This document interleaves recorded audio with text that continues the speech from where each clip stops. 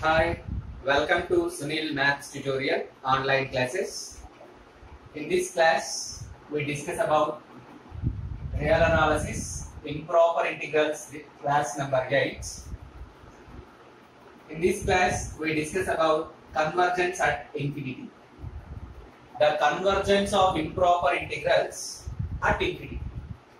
In previous classes, we discussed about the convergence of improper integrals at finite points at x is equals to a, at x is equals to b, and at x is equals to c, which lies between a and b. Here in this class, we discuss the convergence of improper integrals at infinity. So, in this class, we learn 4 tests to discuss the convergence of the improper integrals. Test 1.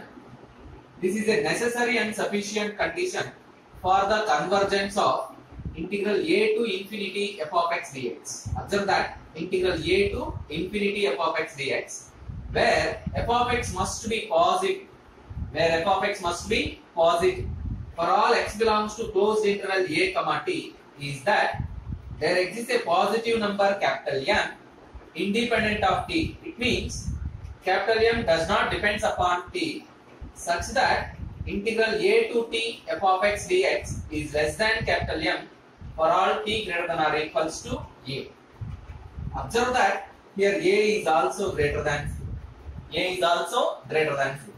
So integral a to infinity f of x dx is convergent, implies and implied by integral a to t f of x dx is less than capital M for all t greater than or equals to a, where capital M is a positive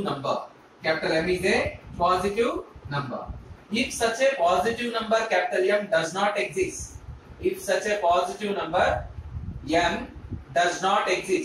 then we say that the improper integral a to infinity f of x dx is divergent. This is known as the necessary and sufficient condition for the improper integral to be convergent at infinity. Again, I repeat the statement. The necessary and sufficient condition for the convergence of integral a to infinity f of x dx, where f of x must be positive for all x belongs to closed interval a comma t, is that there exists a positive number capital M which does not depend upon t, such that integral a to t f of x dx less than M for all t greater than or equals to a. Simply we say that integral a to infinity f of x dx converges, implies and implied by integral a to t f of x dx is less than a positive number n for all t greater than or equals to a. If such a positive constant capital M does not exist, then we say that the improper integral is divergent. The second one is comparison test 1. You observe that if f comma g are any two functions,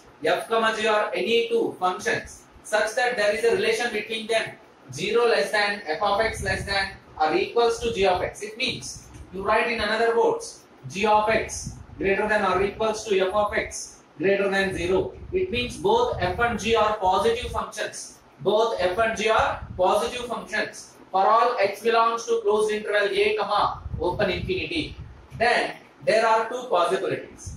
Integral a to infinity g of x dx convergent implies as integral a to infinity f of x dx is convergent.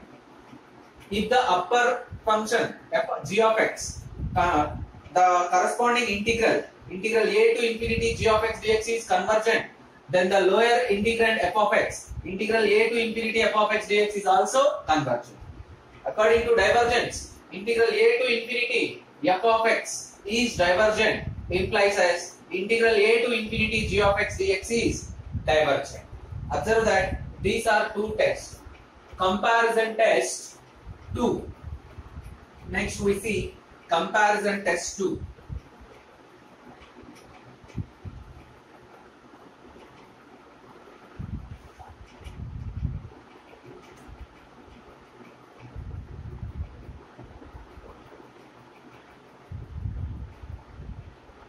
Comparison test 2. Let's f of x and g of x are f of x and g of x are any two positive functions. Any two positive functions in the closed interval a comma open infinity. In the closed interval a comma open infinity, such that limit x tends to infinity, f of x by g of x is equals to L. Limit x tends to infinity, f of x by g of x is equals to L. Then there are three possibilities. F of x and g of x are any two positive functions in the closed a comma open infinity, such that limit x tends to infinity, f of x by g of x is equals to L. Then we have three possibilities. The first one is if L not equals to 0 and finite. If L not equals to 0 and finite, the value of the limit L is non-zero and finite, then both the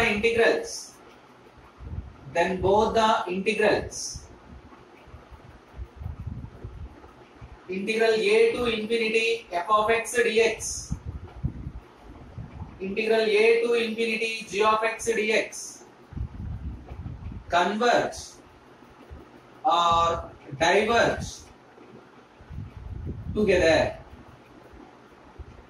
Observe that if the limit is not equals to 0 and finite, then both the integrals convergent or divergent together.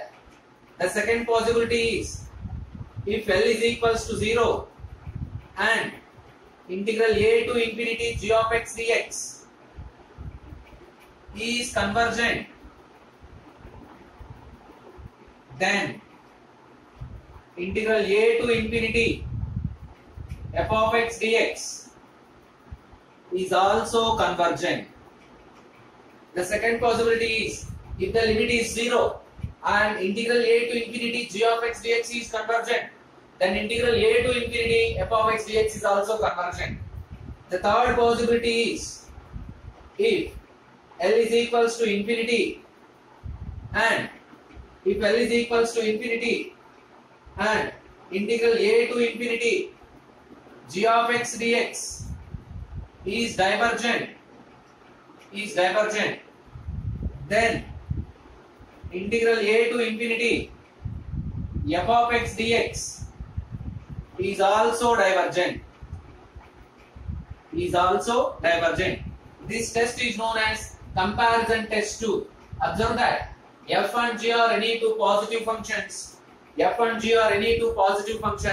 Defined on the closed interval a comma open infinity, such that limit x tends to infinity, f of x by g of x is equals to L. Limit x tends to infinity, f of x by g of x is equals to L. Then we have three possibilities. L not equals to 0, L equals to 0, L is equals to infinity. The first possibility is if L not equals to 0 and finite, the limit is non-zero and finite, then both the integrals, integral a to infinity f of x dx, integral a to infinity g of x dx, either convergent or divergent together. If L is equals to 0, the value of the limit is 0 and integral a to infinity g of x dx is convergent, then integral a to infinity f of x dx is also convergent. If L is infinite and integral a to infinity g of x is divergent, then integral a to infinity f of x dx is divergent. Then we see one integral which is known as comparison integral. Let us see third one, which is known as comparison integral.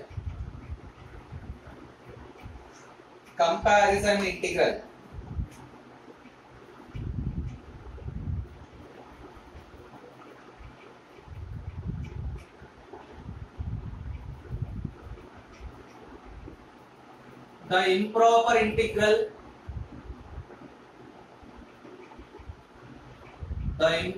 integral integral a to infinity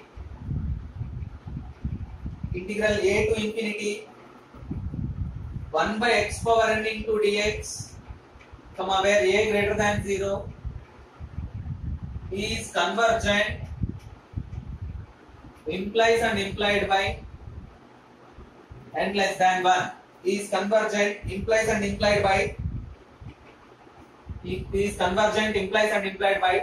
n greater than 1, not less than 1. Note that point, n greater than 1, which is known as comparison integral.